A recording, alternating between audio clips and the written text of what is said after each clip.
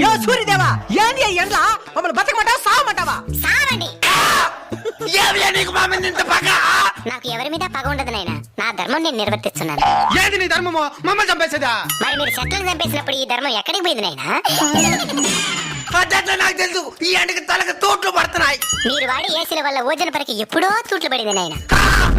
ఎండ ఎక్కువగా ఉంది, ఏసీ 2 పాయింట్లు పెంచు అని అంటారు గానీ ఎండ ఎక్కువగా ఉంది 2 చెట్లు పెంచుదామని ఏ రోజైనా అనుకున్నారా? అంటే అది చెరువులు కూడా ఎండిపోతున్నాయి స్వామి. నీళ్ళుండాల్సిన చెరువులో నిలువెత్తి బోడాలుంటే ఎవరేం చేస్తారు నాయనా?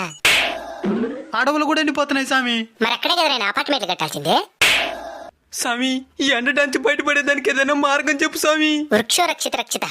చెట్లను మీరు కాపాడితే అవి మిమ్మల్ని కాపాడతాయి. తప్పకుండా నాటి కాపాడుతాం స్వామి. స్వామి ఇంక మిఠాయి ఈ ఎండలు తగ్గునా? In front there is crocodile festival. అంటే ముందుంది ముసళ్ళ పండగ అని.